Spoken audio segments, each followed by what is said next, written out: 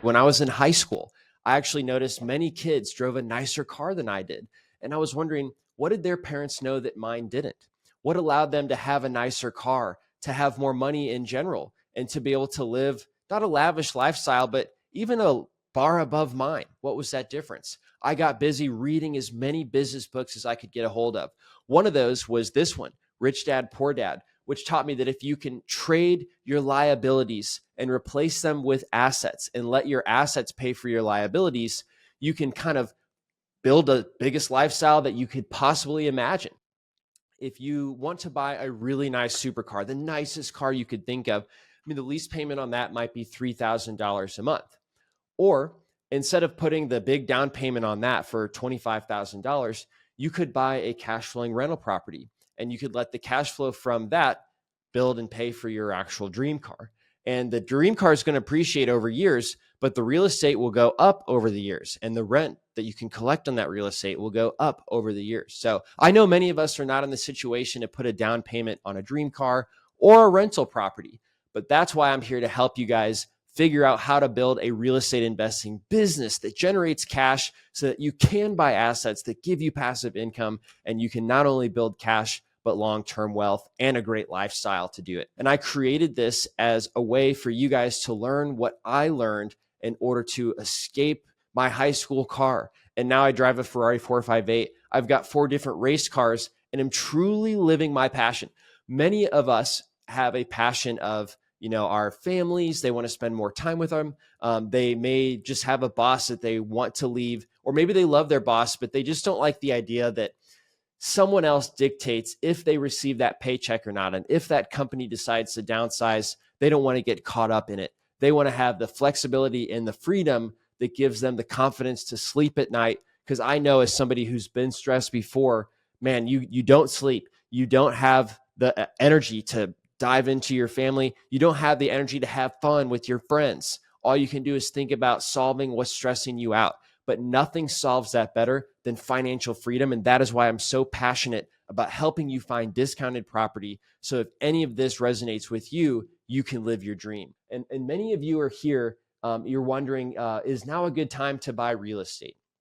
Well, I'll tell you, whenever I was first inspired, I was actually working for a small company and the owner had 5 rental properties. And to that point, I knew time was on my side with investing. So I was saving 50% of my $50,000 a year salary. And I was living with 3 roommates, driving a rusty Honda Accord. And I was saving as much as possible, not going on trips with friends, not dating, because how could you pay for 2 dinners if I'm trying to save 50% of a $50,000 salary? You can't. I was just so dedicated to doing whatever it took so that I could retire by the age of 40. That was my goal. And I asked the guy I worked for, why do you have rental properties instead of stocks? I've been putting my, extra savings and investments in my Roth IRA. And he said, well, you probably noticed that those stocks went up and down, didn't they? And I was like, yeah.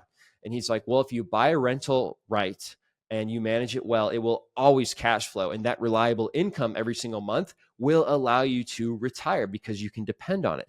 And he showed me the graphs from the Federal Reserve Bank that showed the housing price index across the whole US. And that thing goes up and to the right. And you look at the rent, that thing goes up and to the right. Not even in 2008, when we had a meltdown, did the rent index dip.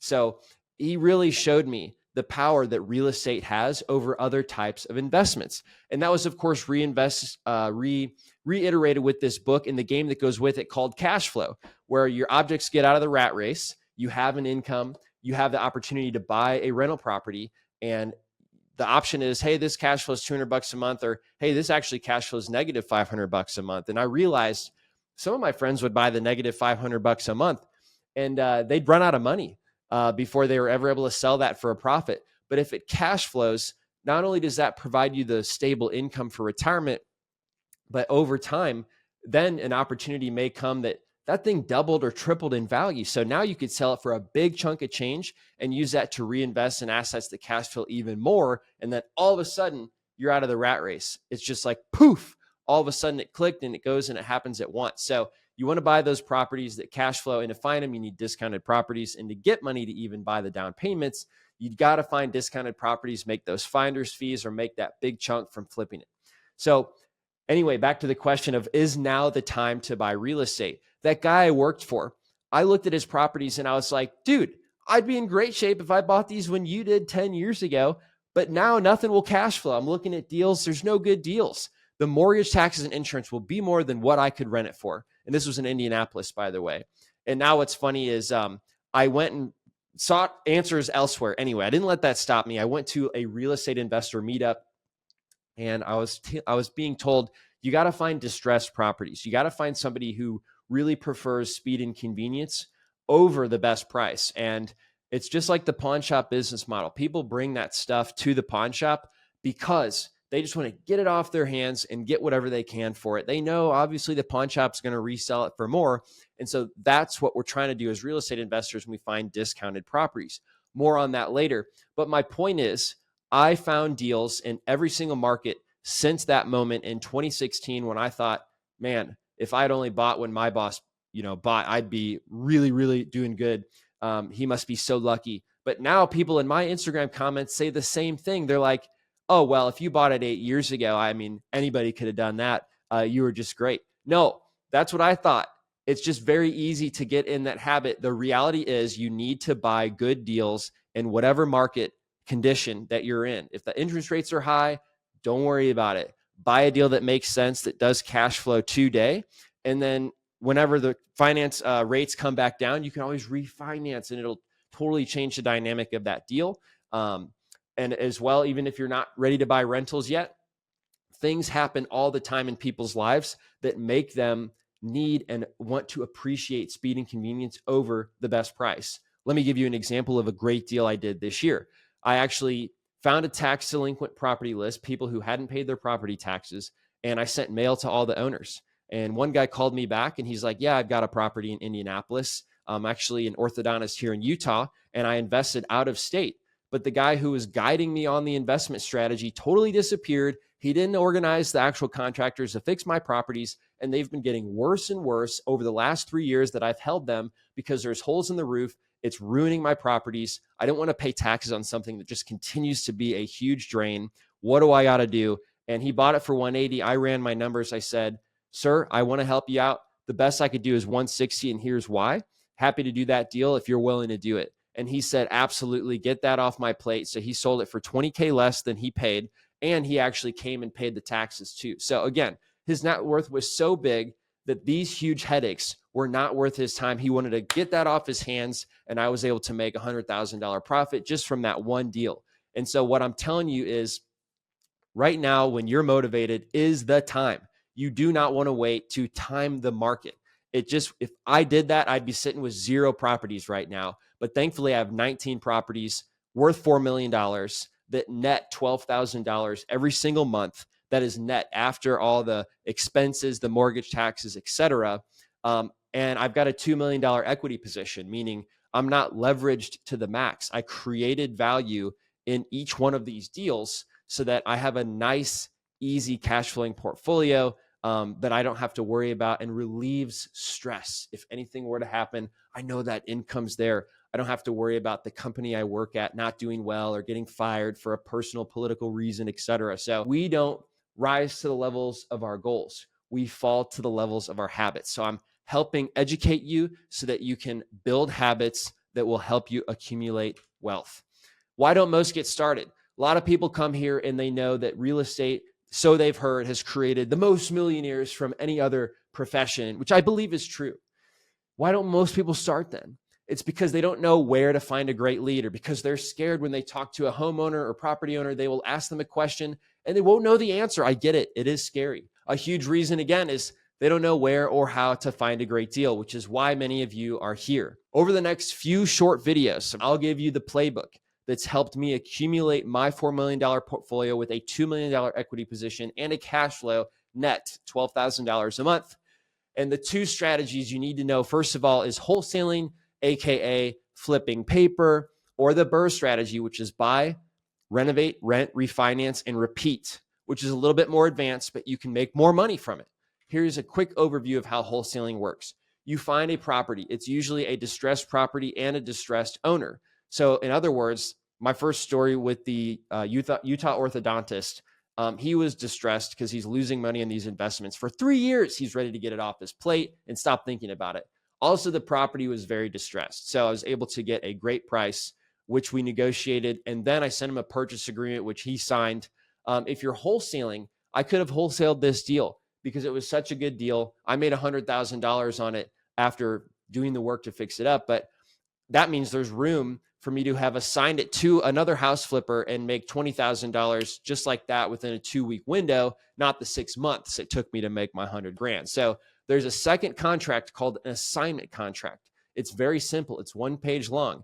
It says, you, David Lecko, are going to swap your name and rights to this contract to George Lecko, who is not related at all, just another person who flips houses that actually wants to sell or wants to buy this house. Then the closing happens and George Lecko pays. George is actually my cat, the first name that came up. This is George. If George wanted to flip that house, he'd bring all the cash, he'd close on that deal, and then he'd actually pay a finder's fee, which the title company that we're all meeting at to handle all the paperwork would cut me a check for. And if you see on the internet, people are like showing you these checks, that's what it is. They're getting an assignment fee via a check at closing, and that's how you get paid. You go to the bank and you cash that, you walk away from the deal, and you're all done.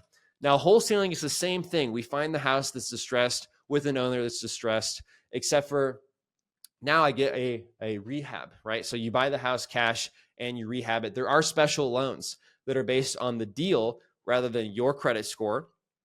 If it's a great deal and you can show that to one of these deal-based lenders, they'll give you the money to buy it and fix it up. It's usually a short-term loan. So once it's all fixed up, usually 6 months has gone by, you can get a 30-year mortgage. You could put a tenant in the property. Their rent, you want to make sure it can cover that mortgage payment for the next 30 years. And that's the refinance. Well, I got a little out of order, but you get the idea. The 30-year mortgage is the refinance. And if it's worth, so I have this analogy, Nike shoes, the nylon is so cheap that they put in those shoes and they pay somebody to assemble the fabric, but then they sell it to you for $200, right? So the house is the same way. You take a really rundown house, you add some nice drywall, paint, new roof, et cetera. You put the materials together. Now it's worth 3 times more than what you paid for it. So when you refinance, typically a mortgage will require a 25% down payment. But because the value is so much more than what you've paid so far, you actually can refinance and get money back from the bank, right? So you get money back to pay off the initial loan for the buy and the rehab, and then you'll have some extra cash as well to put in your pocket. So my exact deal numbers for this big one with the orthodontist was I bought it for $160. I fixed it up for $125. So I'm all in $285. The house appraised for $425. And so that means they can finance up to like $320 of that. So I had $285 to pay back, and then I had the extra money on top of that to put in my pocket. And then you use that money to repeat the process. Essentially, you have a house that's cash flowing with no down payment at all, because remember, you even got money back from it. That's the BRRRR strategy. So I actually created an app for finding these deals 8 years ago. And it wasn't anything totally groundbreaking back then. I was being told to go look for rundown houses and then contact the owners to actually fix them up. I was having so much fun writing down in my notebook all these addresses that I was looking at, and I was not contacting the owners because that was scary, and I preferred to just look at the houses. But then I drove by one of the houses. I saw it was being worked on, and I thought, man, that should have been my deal. I had the address written down, but I didn't take the next step to follow through. Also, back then, there was a problem. You couldn't send out less than 200 pieces of mail. And so I was trying to find 200 houses so I could send mail to all the owners at once, but it delayed my reach out and somebody else bought it before I had actually sent the mail. So anyway, I built this app, and it was originally just for this purpose of driving around. It made it easier to do what people were already doing to find deals as a first-time real estate investor. So they could pin a house on the map and show them who actually owns it, let them send a letter to that, right? So we had Ryan Haywood, one of our most successful clients. He had a boss who cut his commissions. Now, this really made Ryan mad because he was about to have a third baby, which was going to raise his expenses at home. And out of spite, he just quit. And now his wife was like, well, you got to do something, Ryan. And she actually found a 30-day wholesaling real estate challenge. which led him to use the DealMachine app, find distressed properties. He found a deal on his 14th day, and he actually found a buyer, and he made $8,500 right away. His first few deals, he made like half his year's salary in a short amount of time. And so that was a big eye opener for him. He did 73 deals that year and so totally surpassed his salary. He's done over 450 deals now, and he's the co-host of the DealMachine podcast. But that's Ryan Haywood and his story. We also had somebody like Patrick Martin, who didn't necessarily have a job. He was actually living in his truck.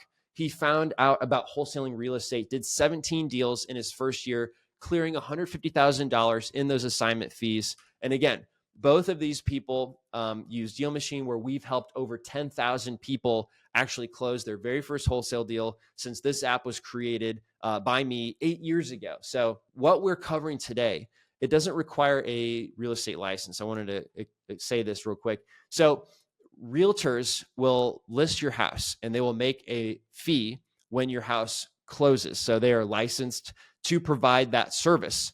And what we're doing here is we're just individuals asking if people want an offer on their house. We're the actual ones writing the offer.